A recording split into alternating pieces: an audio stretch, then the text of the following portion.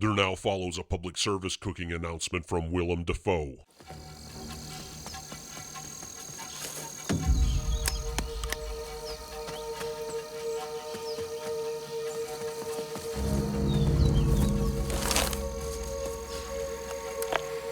The chicken is in the pot, over. Cook it. Roger that.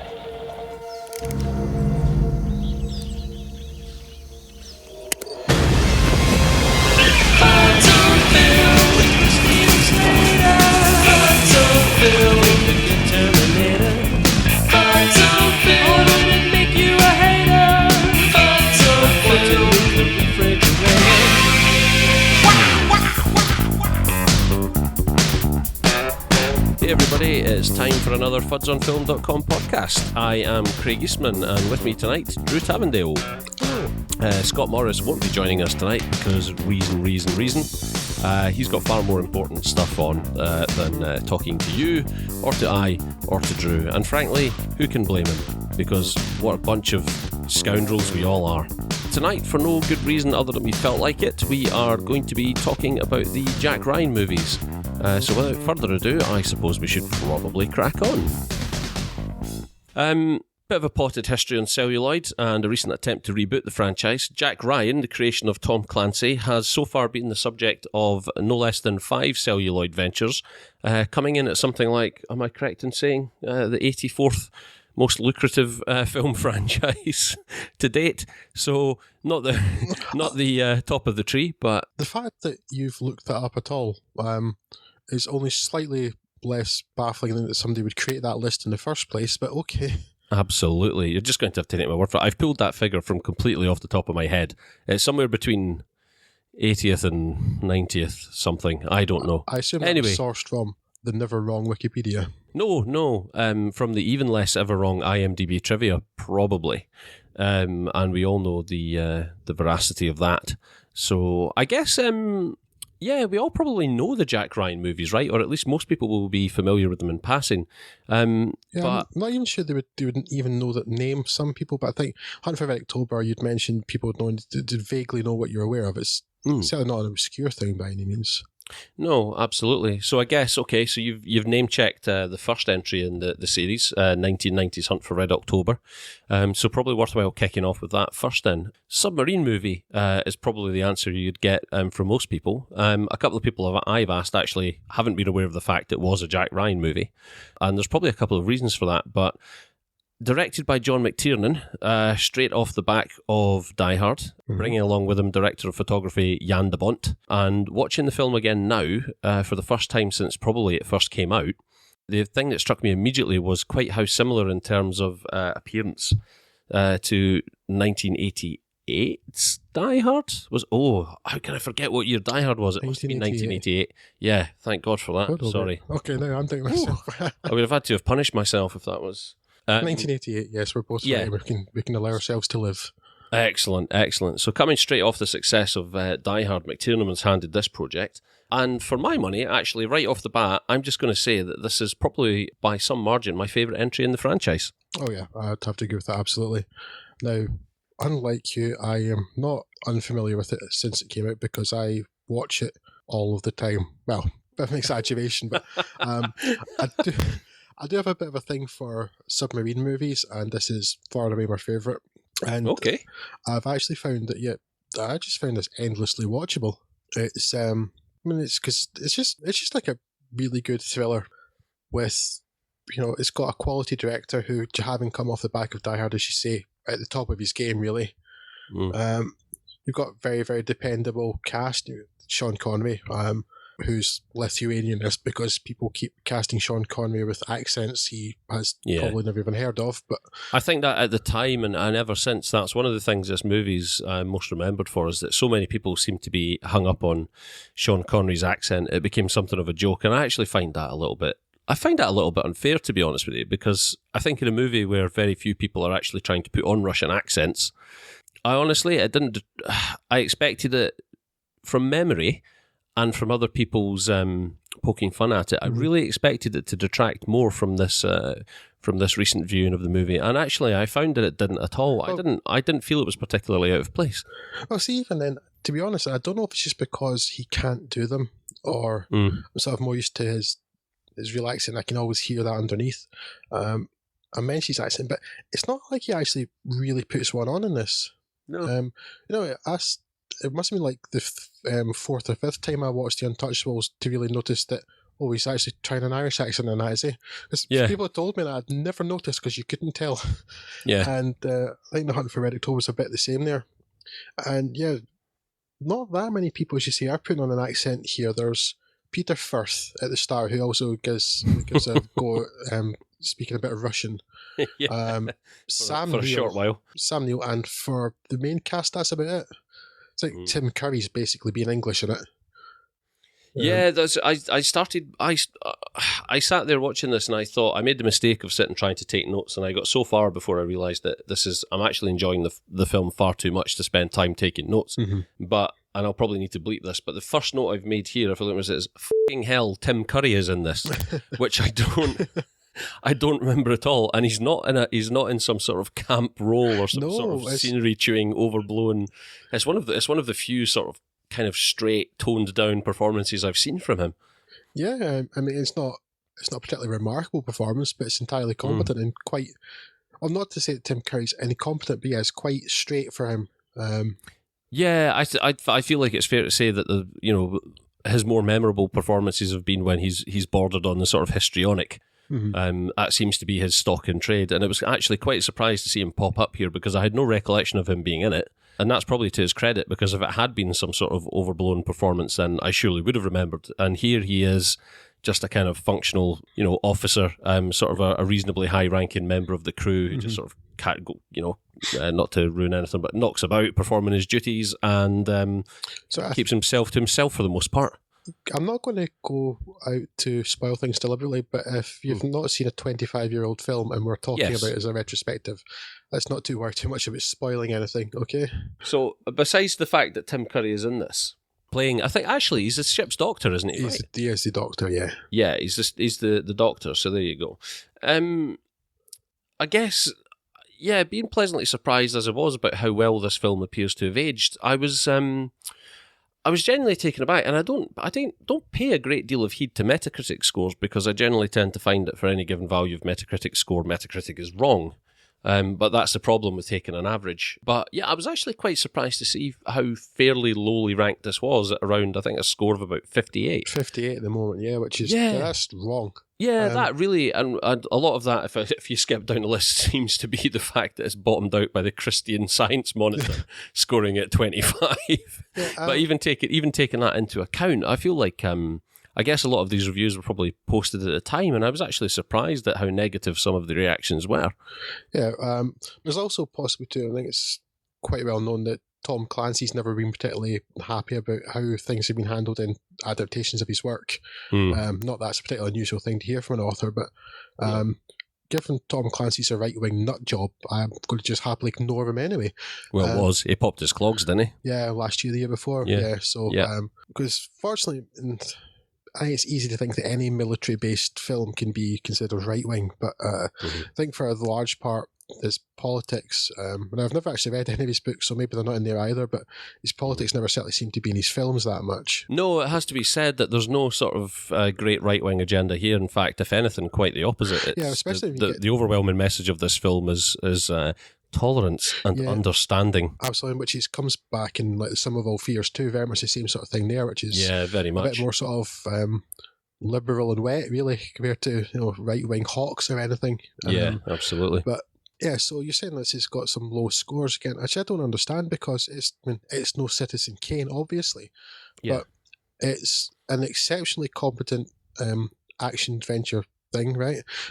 It's got really compelling performance from Sean Connery, who, accent aside, is a great actor and it's very entertaining to watch. You've got a $20,000 hairpiece. Yeah, then you've got Alec Baldwin just really starting to make his name in Hollywood, being really good in it. Yeah, and that's the biggest shock of this, even more so than Tim Curry appearing, is that I'd forgotten young Alec Baldwin is like barely recognisable in this. Yeah, there's sort of a heaviness to him, and I don't like in fantasy because like sort of, it just seems a more weighty person even from like Glengarry, Glen Ross onwards, and in this he's so slight, he's like a boy, and it's like, oh, it's just weird. Yeah, it's really weird. It's almost as weird as the fact that when he leaves for his flight at the start of the film, he chooses to dress as a slightly updated Captain Birdseye. But that aside, that's a metaphor. Analogy, rather. That aside, actually, yeah. And the surprising thing for me as well is that given sort of, I suppose it's probably fair to say that, you know, in the period after this film, I guess Alec Baldwin's very much known as an alpha male character, right? And that's very much how he portrays himself. Actually, revisiting this film now for the first time since I was, well, I mean, I guess, you know, like in my early teens, really. Now with hindsight, I actually appreciate, I think that, and we'll come to talk about this a bit later, but I'd probably say that Alec Baldwin gives the best portrayal of Jack Ryan as well. I feel like he's, in this movie, he's not, he doesn't give the sort of, the wet behind the ears kind of the bizarre age versus experience thing that Harrison Ford comes out with in his sort of muddled performances. He is a little bit wet behind the ears in this, Alec Baldwin. His inexperience shows through, but it never seems incompetent. He's just engaging enough. And he's also not given enough focus to detract from the actual the ebb and flow of the movie itself. The movie sort of propels itself forward at this really quite certain pace, and I feel like his character's weighted just right so that you're always aware of his involvement, and he's part of driving that plot forward. In fact, he's a big part of it, but his performance never detracts from what's happening on screen. No, it is pitched just right to him, and because and it seems to work for the character for me too, is that he's not cocky. No. He's not cocky at all. He's maybe even a bit unsure of himself, but he knows that he's right. He's got the courage of his convictions, but he's absolutely not arrogant about it. Yeah. And that comes across really well in Alec Baldwin's performance, I would say. I think, refresh my memory here, because when I sat down to start watching these movies, and even after I watched them, I found myself sitting thinking, sorry, what exactly is Jack Ryan again? Is he CIA? He's CIA, he's an analyst. He's an analyst for the CIA. Yeah, he's a former Marine, which, as it comes up in, this is the film that focuses They mention it at some point in this, isn't it? Apart from Jack Ryan Shadow Recruit, because it shows what happens and sort of update the fact that he was had a helicopter crash in the Mediterranean. Then, did the last year of his academy from the hospital and learned to walk again. So they give you a wee bit of a backstory there about this determination of the character. Yeah. So he's he's a CIA analyst, but he seems to have a kind of friendship with Admiral Greer, or sort of gets on his radar anyway. That it's a kind of it's almost like he's become his protege. That seems to be it during the Harrison Ford ones, particularly. You get the feeling that they've been working together for a long time. Yeah. Sort of grooming him. Well, grooming's not great, training possibly. But yeah, CIA analyst who just in the wrong place at the wrong time, or possibly the right place at the right time, depending on your point of view. I think I think the mistake people make in this film is I've seen a lot of criticism levelled at John McTiernan, saying that he brought none of his flair from and skill that he displayed in Die Hard to this movie, and I think that's really, really disingenuous. It's not that there aren't things wrong with this movie. I made a couple of notes, especially around the script. There's a tendency for the script in places to suddenly stall and indulge in exposition. I think the first instance of that is when Ryan goes to see the guy in the sub manufacturing facility for his opinion on the drive that they've noticed. Yeah, there's that, because even just like a little bit just before that too, it's like, look at this little submarine he's testing, pay attention, this will be important later. Yeah, exactly, that's the note I've made. It's like, oh, what are you doing? Oh, I'm just putting this universal docking collar on a rescue sub so that it can dock with any sub. British, German, trails off. It's like, okay, I wonder if that's going to be important. That's a little artless, that section, I would say, but it is, and it hiccups every now and again as well. And again, people have pointed at McTiernan's direction and said, look, any sort of credit in this film really goes to Jan de Bont's cinematography. And let me be clear here as well that working together, John McTiernan and Jan de Bont, and this film probably even more than Die Hard, I think, and it must be to do with the confined spaces and the close focus. It's immediately apparent that he's shooting on anamorphic, and the style and the aesthetic of that lens and the sort of cramped atmosphere of the submarine is just phenomenal. And honestly, that anamorphic lens flare, which what's his chops, J.J. Abrams goes out of his way to fake with absolute abandon, like a kid with a squeaky button. Honestly, this is how it should be done. And I watched this film and I thought, I tell you what, this is what I can tell you now. This must be one of J.J. Abrams' touchstones for his visual style in that respect. But when you see it done properly here, actually with anamorphic equipment, which is the only way you legitimately get that kind of lens flare, it's a beautiful thing to behold. And actually, I find that for all the issues that the film has, minor issues, it's not necessarily the visual appeal that papers over them. I honestly think that John McTiernan's direction, it's nowhere near as workmanlike as some people make out. I actually think he deserves the credit for propelling the thing along at such a tight pace that you don't really care about those things so much. So yeah, credit where credit's due. I really, really enjoyed rewatching Red October, and I think I'm gonna drop it into a folder on my network drive somewhere, and I'm pretty sure I'll come back and watch it again. Good man. What is it? I mean, if you were to sum it up, what is it about this film? I mean, I know you're a fan of submarine films, but I don't know. It's just I find that, and even though I've watched it so many times and I know how it ends and how it goes, I mean, I basically know this film off by heart. But I just find that every time I watch it, the tension still works. That I don't know. This will sound like damn it with faint praise, but it's just quite incredibly competent. And it really sounds like I'm underselling that there, but I just find that everything about him, and it looks nice. I just love the claustrophobic feeling of being in a submarine, but without it being sort of overwhelmingly so. Then just like the characters are interesting and well played. Just I always find Sean Connery very watchable, but I don't know. Yes, I'm trying to think of something more than the sum of its parts, probably. Possibly more praiseworthy than it's competently done. Yeah. I don't know. It's good, isn't it? You can't ask for more praise than that. Oh man, so I guess let's move on to the second entry in the franchise then, which was the first of two concurrent Philip Noyce entries. Yes. Philip Noyce, the director, Patriot games. We might lump these two together too, because in themselves they're actually quite thin, and they also suffer from many of the same faults. But yeah, so the first one is 1992's Patriot games, where your Alec Baldwin has had a bit of a makeover, now looks like Han Solo, which is a bit of a difference.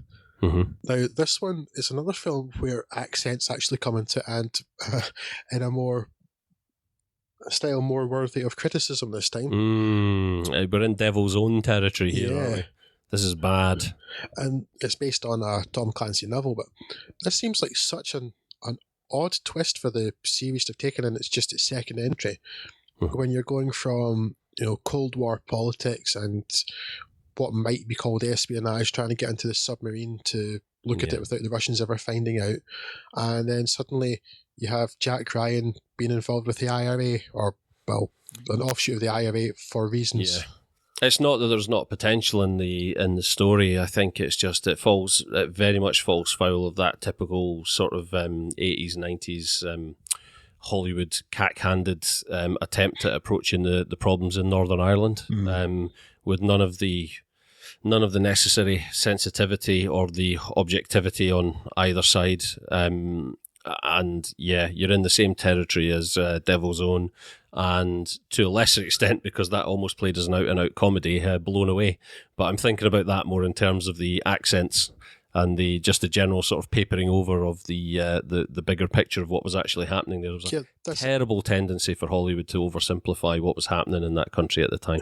It's a very cat-candied is one good way of putting it, but a very, very basic handling of it without any idea of nuance or depth or actually anything to do with the troubles in Northern Ireland at all. It's like, well, the IRA tried to blow up people, right? Yeah, well, we'll just stick Jack Ryan in the middle of that.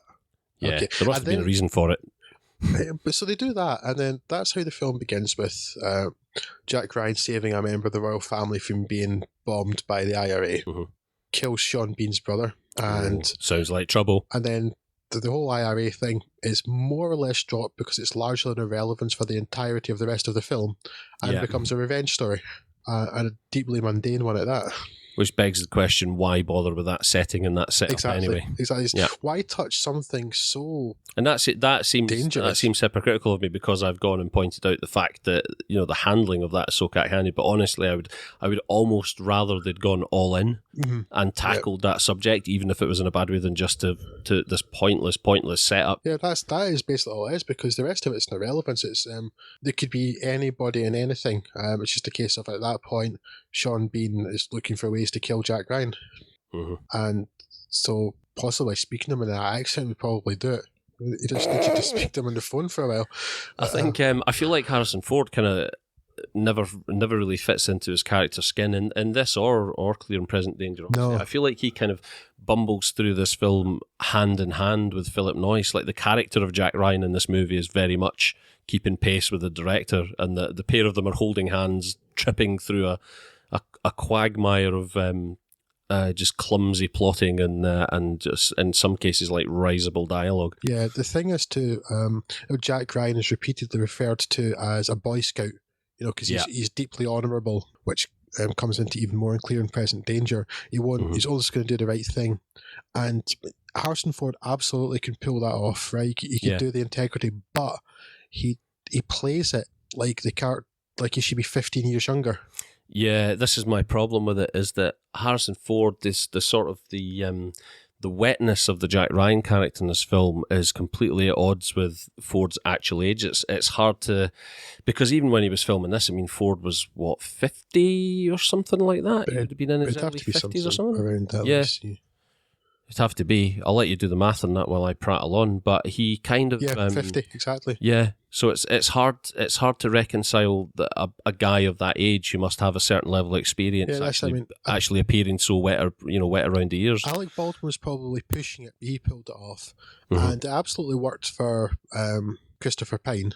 Yeah, and largely worked for Ben Affleck actually, but for Harrison Ford, no. Is the Boy Scout thing and being honourable, he can pull off, but he was just, the character's a bit too naive for a man his age in the He role. almost should have been this 50-year-old guy going about wearing a Scoutmaster's uniform. Actually, that would be an interesting take on it. There's actually, for a film that sells itself on suspense, there's actually very little suspense, and the direction is, I wouldn't even go so far as to say it's workmanlike. It's kind of even falls short of that, to be honest, in a lot of places, and I think overall it doesn't quite fall flat in its face, but it's very, very uninspired. Very uninspired. Yeah. Although it did do, I think it did do bigger box office than Red October. I might be right. I might be wrong. But certainly enough so that it propelled Ford and Noyce forward to Clear and Present Danger. Yeah. So we've got featuring a paycheck collecting, what's his chops? What is his chops? Flippin' hell, it's gone right out of my head. Willem Dafoe? Yeah, that's it. 1994, Clear and Present Danger, featuring a clearly paycheck-collecting Willem Dafoe. Yeah, nobody is particularly enthusiastic in this film, are they? No. Actually going through the This time Jack takes a trip to South America. Yeah. So, yeah, and this time, at least there's a bit more of a plot than there is in Patriot games. This time, a friend of the President's of the United States gets murdered by some drug dealers. Turns out he's a drug dealer himself, and in the great tradition of presidents, he wants it hushed up, at least presidents on film. He wants this hushed up and investigative hushed up, and old Boy Scout Jack Ryan, who's just as wet behind the ears here as he was in Patriot games, is told to go and investigate it. And who still seems like a rabbit in the headlights in the face of even the slightest action, despite everything that happened in that movie. Yep, absolutely. And again, if you're assuming that this is meant to be a continuation of the characters in The Hunt for Red October, because James Earl Jones is still in it, so there's some continuity there. So presumably it's meant to be as the same character, just a different actor. Which by this point just feels really disjointed. But it's like, so he was involved in taking over a nuclear submarine. So he shouldn't be quite so fussed by this. And then it's sort of, I mean, this one's got some interesting ideas too, and not that they haven't been done 1,000 times before, but you've got sort of the political intrigue and the backbiting in Washington. Yeah, you have at least also got the got the slap in the face of a kid's birthday party being blown up by a laser-guided missile as well. Which will put a crimp in any kid's day. Absolutely. Wasn't expecting to unwrap that this morning. No. Yeah, so there's like interesting bits now, like, because in this case it's about South American drug dealers, Colombia in this instance, and he's investigating that, and there's deals to do sort of basic private wars to make the problem go away and give people political capital and stuff, and it's all like potentially really interesting, and it just never joins up. No, again, it's very flatly directed. Very flatly and flatly acted as well. There's absolutely no energy in this film from anybody or anything. No, at any time any of the action set pieces pick up and you hope that it might deliver a bit of a thrill, the whole sort of thing of Ford's performance. And I suppose, but I feel like it's designed to draw us into the action and have us empathise with Ford in the way that he feels kind of, a fish out of water in the midst of these scenarios and stuff, and it's supposed to place us there in the tension and the fear with him, and it just has absolutely the opposite effect. Honestly, any time things kicked off in this film and he was in jeopardy, I found myself rooting for the guy with a gun. I really just thought, yeah, just let him have it. Just wipe him out. Just wipe him out and carry on with the plot without Ryan. The big problem is too, it's the Boy Scout thing, because it gets mentioned, that phrase gets mentioned a lot in this film in particular. Saying he's too naive for Washington. He's to watch his back, and what he does is does the honourable thing, and all of which would or should be kind of a compelling character to watch. He's not going to play the politician's game. He's going to do the right thing. It's always nice to see. He's a maverick, damn it. Yeah, but just a very boring maverick. You watch it, it's like I just kind of don't care. Just I honestly show some emotion or something, but it's like. Go and record that message we caught of the bad guy talking to the politician. God, but we should probably not do that. Let's do this. It's that kind of. It feels like that sort of tone for the whole film from Harrison Ford. There are points in this film where he pulls on the righteous stick of, I'm going to do what's morally right. Where if I were the character that he's addressing, I honestly find myself thinking, really, Ryan, go and get your dad. But do you know what? For me, the sad thing is this film. Patriot Games is most memorable for me because I remember when it was coming out at high school, there was a girl I really fancied, and she'd expressed that she might want to see it. And I kind of almost made my first effort ever to ask a girl out. And which, but believe me, was nothing close to actually asking her out, but insinuated that it might be quite cool to go and see it together. And then she went on holiday for a fortnight, came back and announced that she'd seen it on the ferry, and that was that. That's what Patriot Games is most memorable for. Clear and Present Danger is most memorable for the fact that to this day, I can still make my mum laugh by saying, "The machine is still on, Moira." So there you go. A little bit of Eastman family trivia for you. That was also an uncanny thing of Yoko de Almeida. Uncanny impersonation there. Well done. Thanks very much. That, and it's got my favourite sort of go code exchange between two soldiers in a film. The frankly bizarre lines, "The chicken is in the pot," and the response, "Cook it," which for some reason has stuck in my head ever since. But yeah, there's in particular there's a scene here which is supposed to obviously create great emotional and dramatic tension, where some Marines are essentially left to die on purpose. They're stranded on purpose in a situation where really there's no hope for them, and well, it turns out that yes, there is no hope for them. And it's clearly meant to be this great, to deliver a great depth of emotional gravitas. And I think at the point at which that kind of falls flat on its face, you find yourself thinking, can we just get to the denouement now? Really surprising, and considering the sort of box office that Ford was doing at the time, really disappointing. I just feel like he never really fit this character. Whether that's his fault or equally that of Noyce as a director, but clearly they thought they'd done well enough to pair the two together a second time. Yeah, I mean, there's something even if you look at. And if you're listening, I urge you to do this too. Go into IMDb and look at the poster that's displayed for this film, right? And Harrison Ford is possibly the least interested I've seen him look in anything ever on the poster for the film. Clear and Present. See? I think we found our thumbnail image. I don't remember him looking quite so. I don't know. Is he sad? Is he confused? Is he angry? So I can't. It's like sort of slightly sullen, slightly bewildered. Like, what am I doing here? And He looks like someone's just taken his football away. yeah, well, the rest of it's more just like, I really can't be bothered with this, and I'm just bored and tired and sad. Go away now. And that's that's the poster image. Somebody thought Who wrapped me in this flag? Yeah. Who wrapped me in this flag? So that's the thing. I think that just sums up the whole production of the movie. That's how they ended up with their picture. Like, nobody cared about anything. That tagline on the poacher on the poster. The tagline on the poster: "Truth needs a soldier," and I feel like scribbling underneath it on the screen of my phone. Oh well, Harrison Ford will have to do. Yeah. So I think it's fair to say we both consider the Harrison Ford ones a huge disappointment. There's crazy. Clear and Present Danger has a massively higher Metacritic score than The Hunt for Red October. Wow. Just proving what nonsense Metacritic is. Hunt for Red October, 58 out of 100. Metacritic score for Clear and Present Danger, 74. What did the Christian Science Monitor have to say about it? Nothing. Nothing, I tell you. There you go. That's the only reason it succeeds in that regard. But yeah, so I mean, maybe you could even just say they're disappointments in as much as there was possibly the seed of an interesting idea in there. It wasn't much. I mean, other films have had much more interesting seeds and failed to deliver. This is more just like maybe there was something at one point, might have been okay, but then the rest of the film just kills it dead. Yeah. So I don't even think they're disappointment. They're just downright bad. Yeah, so we jump quite a bit next then for... we do. It was a good 8 years before years, they approached the subject of Jack Ryan again with what was, I suppose, a big attempt at a reboot, yes, right? The Jack Ryan, the rebooting, yeah. Mm. 2002 is The Sum of All Fears, which this is really is a reboot. You've got... It's a reboot because... the thing that screams reboot most is that Morgan Freeman has replaced James Earl Jones. Yes, I was going to say Morgan Freeman very much in the James Earl Jones-like role. Ben Affleck as Jack Ryan. Jack Ryan. Yes.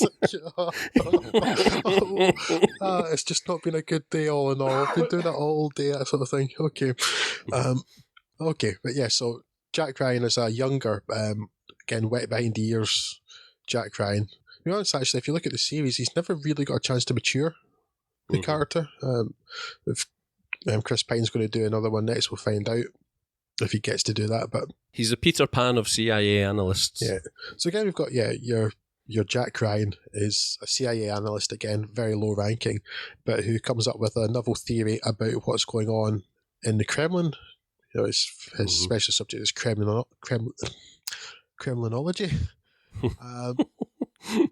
Then sort of again, as in the way of all of these things, finds himself in the middle of some really big things going on. This one goes a bit bigger than either the Harrison Ford ones went. It's more like The Hunt for Red October in this regard. It's about nuclear weapons and imminent war. And I think one of the reasons it's more successful actually is because it is going bigger, and it just seems to work for the character more because he's lost. So I have it's not my favourite in the series because having now revisited Red October so recently, I actually think that's quite clearly the best in the series. But again, Metacritic score wildly out of whack for this one. Yeah, which I think is the lowest of the series. Yeah. I actually think this is a much more competent movie. I have ever since I saw it the first time, and I've watched it several times since. I've had a great deal of respect for Sum of All Fears. Yeah, I think for me, what works better about it is it's the return to that Red October thing of it's less about putting Jack Ryan in the field of action and more having him do his job as analyst, be the guy who's seeing things in the corridors of power that other people aren't. It relies more on his intelligence, exactly. than his skill in handling a weapon. Yeah, because the character is an analyst, and you know, it's his insight and stuff because.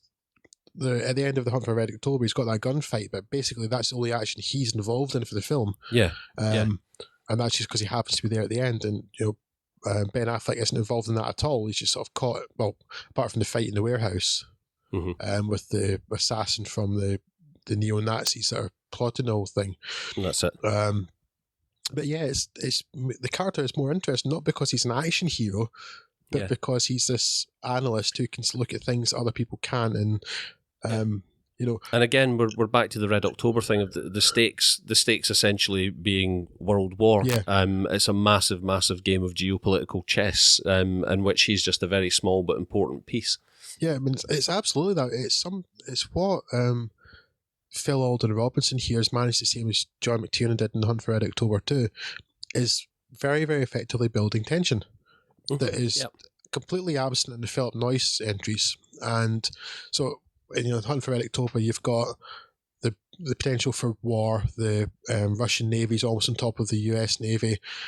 Then you've got the build-up with Stellan Skarsgård's Konovalov submarine coming, potentially blowing them up at the end, and the man the saboteur in the missile silo in the Red October. So that's all building, and in this you've got, almost you're on the brink, minutes away from nuclear war, and there's not even any action in that bit. It's Jack Ryan sitting at a typewriter, basically. Yeah, basically trying to send telex messages. Yeah, exactly. And there's more tension in 10 seconds of that than there's in the entirety of Clear and Present Danger. And this is at the point after we've set off a nuclear weapon on American soil. Yeah. They still, at which point you'd think all tension goes out of the game, but it manages to carry on. And that's quite early. It manages to build tension after that using a typewriter. Point. Yeah. The halfway point, a nuclear bomb goes off, and actually that's not the tension begins there rather than ends. Yeah, which is quite an impressive feat in anyone's book, I think, if you sit back and view that objectively. Yeah, I think this film's had a really raw deal, and I can't help but feel part of that was because there was kind of an anti-Affleck vibe going about. Yeah, I was going to mention that too, but I never understood that. He was a victim of that whole Benifer thing. Yeah, but people keep mentioning that to me. That was never a thing for me. I never understood that. Yeah. I always liked Ben Affleck. When did Ben Affleck ever let us down? The answer is never, and you should all be thoroughly ashamed of yourselves. But that's the thing, I never got that. I mean, the first time I remember seeing Ben Affleck was Good Will Hunting, which was excellent. Still one of my favourite films, and this is not that many years after that. But one of the first sort of things he did where he was the lead. And I thought at the time he was great in it. I still think it's a really, really good quality thriller. Has superb levels of tension in it. Morgan Freeman obviously always watchable. This isn't one of his, I need a new speedboat performances like Dreamcatcher or anything. Yeah. He's actually for I suppose a medium budget like studio picture that isn't relying on someone who at the time was like a AAA star or anything like that. It's actually it punches far above its weight, and I hope people might go back and who perhaps think they didn't enjoy it the first time might go back on this, go back and view this again and reassess that, and I hope they come away feeling a little bit more satisfied by it, because even on repeat viewing in the years in between, like I kind of looked forward to, I think I almost looked forward to viewing this. If not as much as Red October, then potentially even more, coming back and revisiting this film. Yeah, because I do have kind of a soft spot for it. Yeah, I really like it. And I see the tension's really good, because you've got a film has got to be considered successful if you can build the tension from a man at a typewriter, right, a telex machine. And there are other bits to me, again, even it's right in the middle of the film, and and obviously I haven't seen it still, but the scene when Jack Ryan finds out where the bomb has gone and phones Morgan Freeman in the stadium. Yeah, that's really, really tense. It's extremely well handled, and just that moment. It also actually takes a great pair of cojones to actually go ahead and pull that off as well, because it's something that probably a lot of films would have shied away from. Yeah, it's such a powerful scene. Still, it's that moment when the crowd noise drops just enough for you to hear Ben Affleck shouting "Baltimore" down Morgan Freeman's phone, and he just looks around and. Seconds before a nuclear bomb goes off in American soil. It's so well handled, and to have a Metacritic score 45 out of 100, that's just insane. It's a joke. Bloody joke. Yeah. These people should be ashamed of themselves, Drew. Yeah. Again, a strongly worded letter to their parents. Yeah, where this succeeds again, where the Philip Noyce ones didn't, is because it's not an action film.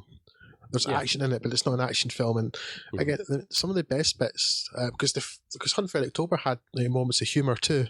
Just like simple ones that could be and really tense, like when Jack is speaking to Kieran Hines, President Nemerov, and suddenly dares to speak in Russian or English to him, saying, "I know you speak English." Yeah.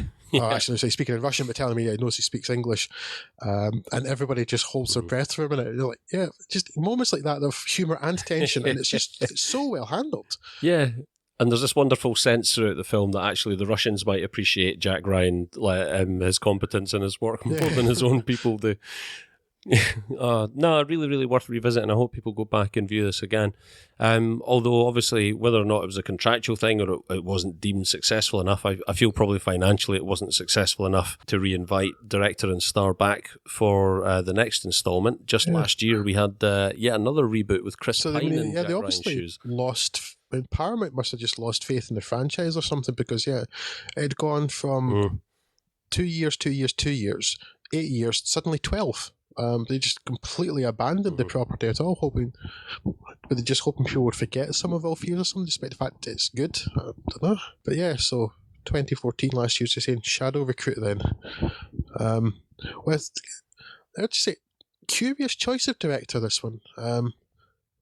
Well, I say that, I mean, he's quite eclectic if you look at what he's done, given he's done things like Thor 2, but Kenneth Branagh, Kenneth Branagh as a deadly Russian oligarch. Kenneth Branagh as director, first of all. As director. Casting himself. Directing himself as a deadly Russian oligarch. Again, maybe if there's one strong theme to this series, it's terrible accents. Yeah, Branagh's done so well with them in the past that he felt like taking another one on. He's reasonably watchable in this, but the accent is no, stop now. So this is, the second reboot of the Jack Ryan character. This time with Chris Pine, as I think we mentioned earlier. And it actually starts off with the helicopter crash that's mentioned in Hunt for Red October, just updated this time to Afghanistan. And you see him meeting Kathy, doing the bit in hospital. And that bit probably covered better than Hunt for Red October, because you just had somebody telling somebody else it happened in a couple of sentences, and that was probably enough. But it's not an awful way to begin the film. Again, you see the determination of the character, although it maybe focuses a bit too much on the romance, which is not necessary for the film, I would say. But no, and Keira Knightley feels well. I'm not the biggest fan of Keira Knightley in the world, but she feels woefully underused and out of place. I don't think she's bad at all in it. Just there's not a great deal for her to do up until the dinner towards the end, but it's one of those roles where you think, sorry, why did they go to what I would assume would be the expense of casting Keira Knightley? Yeah, I don't know. But yes, to hell with them. So in this case, you see the origin story of Jack Ryan. Basically, you see him recruited into the CIA by Kevin Costner, become an analyst, and then as he's doing his job, he stumbles on some dodgy dealings in Russia, which. Again, the stakes are quite large here. It's not quite World War, but it's economic warfare in this case. Yeah. Where it does differ from Some of All Fears and Hunt for Red October, though, is it puts a lot more action in for Jack Ryan to be involved in. I feel like this film is. I feel like this film is very much the victim of that thing where everybody seems to have taken on board that, well, the Bond franchise had to pull its socks up a bit in order to compete with Bourne, so we're going to have to do the same. I feel like it was kind of going for that kind of vibe. It does, It is very much a post-Bourne film, isn't it? They're definitely trying to strike some sort of balance between the Jack Ryan we've seen previously in this thing where, well, he must be able to handle himself in a fist fight. And particularly that fight in the hotel room. Yeah, unarmed, a bit dangerous with the old unarmed combat, etc., and it just where Philip Noyce's two entries were, I think, uninspiring, but at least I felt they were cohesive, if not exciting. Then I almost feel like this is flailing, it's floundering a bit in the water, really trying to figure out what it is it wants to be. Yeah, that's fair, because it's hard to separate it from something like the Bardetta, because so much of it feels like that same sort of camera work too. Then the hand-to-hand combat is like almost. It feels like it's in there because people feel it's required as opposed to actually fits the story. Yeah, absolutely. I mean, it's by no means a bad film. I think it's actually pretty entertaining, and the actors are. Chris Pine's likeable; he's compelling enough. Yeah, Kevin Costner, who has had his bad years, but. I really actually enjoyed seeing Kevin Costner in this. I've got to be honest with you. I feel like I'm ready for more Costner again. Every so often, Kevin Costner will pop up and, like, for instance, maybe is it just over a decade ago in Open Range, and he'll remind you, oh yeah, this guy's good. I like this guy. When he's kept in check, he's still got a lot of charisma, and when he's not sort of reveling in himself, then he's actually a really likable screen presence. Yeah, he's kind of laconic here. And mysterious, and actually it works quite well. Yeah, he's at an age now where I think he's got a lot more gravitas, to be honest with you, just naturally through his appearance, and kind of his demeanour was really well suited. Yeah. But fortunately here, they don't try and have him playing something quite the same way as Morgan Freeman or James Earl Jones characters. It's a bit different from that, so that's good. It's not just like carbon copying it. They are trying to change things up a little. Yeah. But yeah, it's a bit of a...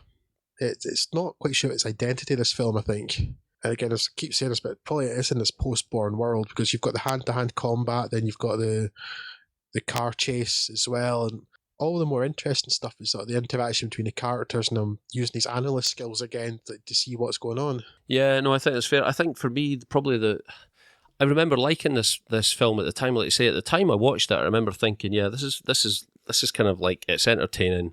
I know this is going to be disposable, and despite the fact that obviously until we reviewed all of these for this catch-up podcast, I think the point at which I watched this last year, this was by far and away the most recent Jack Ryan movie I'd watched. Mm-hmm. However, it is also the one about which I remembered the least. Nothing really other than Kevin Costner stuck in my mind about this, and even at that, I up until revisiting these, I couldn't actually have told you who Kevin Costner was in it or what he was doing. I just remember thinking at the time, like, yeah, I want to see Kevin Costner in more stuff again now. But yeah, I mean, certainly look, as a disposable piece of multiplex entertainment, it's in and it's out in an hour and 45 minutes. It does its job. Yeah. You're not going to ask for your money back, but I'd be very surprised if it did great business on home formats, if anybody particularly wants to keep and cherish this movie. Yeah, I would say too, because it does go down the action route, that so many films have done that, it becomes less memorable. Whereas, I mean, the stuff that I remember best, and it's the stuff I enjoyed most, it's more like the analytical stuff. There's the section where they're trying to find out where the sleeper cell guy in the United States is, and they do a bit of investigative work, and so they're trying to work out where the van was and when it was bought, or taken from the Ford factory, that sort of thing. That stuff's just so much more interesting than he's chasing after this van on a bike, because I've seen that 1,000 times. Yeah, absolutely. I think Chris Pine's sort of career of late as well has been very much up and down, and I think I kind of feel like almost this suffers a little bit from the fact that I enjoyed watching him so much in the 2 Star Trek movies. Mm-hmm. As Kirk, I think he nailed a really nice performance in both those movies. And here, I didn't find him as charismatic as he can clearly be. Yeah, and he's very good at a sly wit, and there's none of that either. And I wonder if just because I enjoyed him as Kirk so much, I was maybe expecting too much. Yeah, I mean, I think he's reasonably watchable in this, but yeah, you've got a point, because if you look at something even, I mean, it's a fairly forgettable film, but surprisingly okay, which is This Means War. I was afraid you were going to say that. Is that not terrible? It's not terrible. I thought, it's not terrible. I can't comment because I've not seen it. It's not terrible. Reese Witherspoon. Yeah, well, because it's got Tom Hardy and Chris Pine in it. It's it's kind of fun, but it does do that kind of charm and wit thing, and that it gets a chance to do it. Whereas even in that, just given a little bit of room to do that, it works really well for him. Yeah. And in Shadow Recruitment, it's not a bad performance, but it's kind of anonymous. Yeah, a little bland. Yeah, because he's not really giving him a chance to stretch. Because actually, I reckon there's a good opportunity there, because Kevin Costner does get that opportunity, right? It's quite laconic, a wee bit of black humour. And if they just had a chance to play those 2 characters off of each other, that could have been really good. Kind of. Yeah, and that would probably also deepen the understanding of the relationship between those characters. You could understand why they have some sort of closeness or whatever, if they see a little bit of each other in the other. But yeah, an interesting diversion. It'll be interesting to see where they go next. Where do they go next? Have there been any announcements around this? Is Pine going to pick up? I think he's contracted for another movie, right? I think so. Let me just have a wee look here. We should probably research things like this before we press record, but that's the magic of the edit. Preparedness. It's overrated. You can ready anything in advance if you're willing to be prepared. There's nothing on the Wikipedia Never Wrong website about anything following Shadow Recruit, so I don't know. Okay. So where do we go from this then, Drew? I mean, do we want to see Chris Pine given another chance, or do we demand yet another reboot of the Jack Ryan franchise? Okay, man. I think a series might just be able to stand 2 reboots. This has had that. If they did it again, that'd be 3. assuming you Yeah. don't count Harrison Ford as a reboot, because that does seem to be a continuation No, of Red there's enough October. continuity there, right? Yeah. Exactly. But it's already had 2. 3, I think you would just lose all interest at that point. Yeah. You either keep on with Chris Pine or you just drop the series altogether. Yeah. I guess in that case then, listen, in summation, what are we saying? I feel like I know which way you're going to go, but I would suggest probably Red October is a clear winner. Sum of All Fears, a kind of a worthy second place. Mm-hmm. Yep, spot on. Probably Shadow Recruit and then your 2 Noise movies tied for Which are last, right? equally forgettable, absolutely. Yeah, that's Yeah. Hunt for Red October. I genuinely Basically, the opposite order that their Metacritic Yeah. scores would suggest. the Hunt for Red October. I genuinely love. I've watched that film Yeah. so many times in the last 20 years, and I still think it's just really entertaining, really well produced. Some of All Fears, yeah, basically, because it manages. It's got really high stakes, but in a non sort of Bond villain way. Yeah. You know, and again, because it's the ones that have the least action in them are actually the most entertaining and satisfying films. Yeah, well, oddly enough, the ones where the character fits his role. Yeah, absolutely. Yeah. And then And I also want to say that I'm stripping the movies from this completely, and actually just looking at the performances. I also want to kind of say that's the correct order for the best Ryans. yeah, I feel like it's Baldwin, Affleck. I feel like Baldwin's the best. Yeah. Baldwin, Affleck, Pine, absolutely, and then Ford, just like his films, utterly forgettable. I wonder then, is there room for an old Jack Ryan? Could we get Alec Baldwin back in to reprise the role now that he's older, he's wiser, and let's have a thriller set more in the corridors of power, Yeah, and with maybe have Tim. him delegate the action out in the field to some other character with him as the mentor now. Yeah, him is basically the James Greer character. Yeah, I would be interested to see that. I think that's the only way really I'd get I think enthusiastic That'd about be another interesting. Ryan Yeah, film. see him as the director of the CIA or something like that now, and Drew, let's get the script together. let's do that, Craig. I'm going to cut this bit out of the edit so nobody steals our idea. No, Craig, This leave time it. next year we'll be millionaires. No, you need to leave it in. Prior art. True that. So I guess, yeah, the message I take from this is that might be a little bit of a dog-eared franchise, and perhaps it should be best put down at this point. But certainly there's a couple of movies in there that deserve to be revisited, and I'm especially glad that I went back to Red October as well, to which I have to thank you for the inverted commas loan thereof, Drew. That was a really pleasant surprise to go back and find that I still enjoyed that movie quite so much, despite its minor flaws. And my message to anyone listening would be, if you haven't already, or if you have and found it not to your taste, go back and give The Sum of All Fears a second chance. Yeah, absolutely.